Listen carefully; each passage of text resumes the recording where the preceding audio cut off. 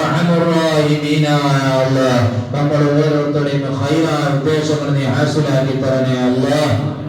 ഓരോരുത്തരുടെ വിഷമങ്ങൾക്ക് പരിഹാരം നൽകണേ അല്ലാഹ്.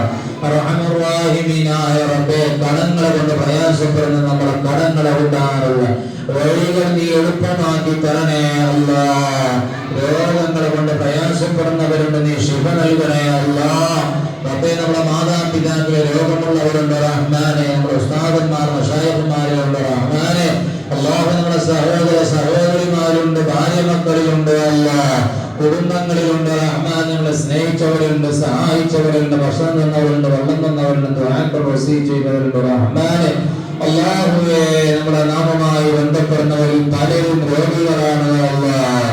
റബ്ബേ, സദസ്സിൽ പലതരത്തിലുള്ള രോഗങ്ങൾ കൊണ്ട് പ്രയാസപ്പെടുന്നവരുണ്ട്, വീടുകളിൽ കഴിയുന്നവരുണ്ട്, ഹോസ്പിറ്റലിൽ കഴിയുന്നവരുണ്ട് റഹ്മാനെ.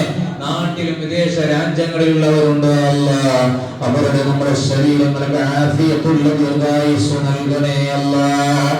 അവരുടെ നമ്മുടെ ശരീരങ്ങൾക്ക് നീ ശിഫ നൽകണേ അല്ലാഹ്.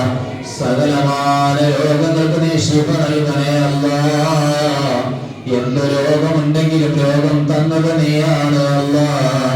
ശിഫ നിന്റെ പക്കൽ മാത്രമാണ് റഹ്മാനേ.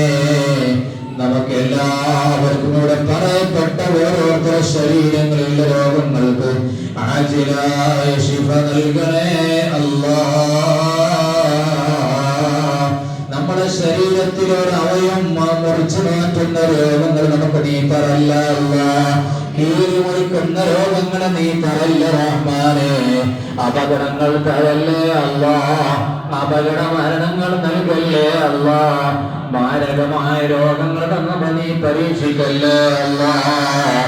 ഈ രാത്രിയുടെ ഭാഗത്തുകൊണ്ട് നമുക്ക് നീ പരിപൂർണമായ കാവൽ നൽകണേ അല്ലാഹ്. നമുക്ക് നീ ആഫിയത്ത് നൽകണേ അല്ലാഹ്. സലാമത്ത് നൽകണേ അല്ലാഹ്. റഹ്മാനായ റബ്ബേ, പെട്ടെന്നുള്ള മരണങ്ങൾ അവർക്ക് നമ്മളെ എല്ലാവരും നീ കാക്കണേ അല്ലാഹ്.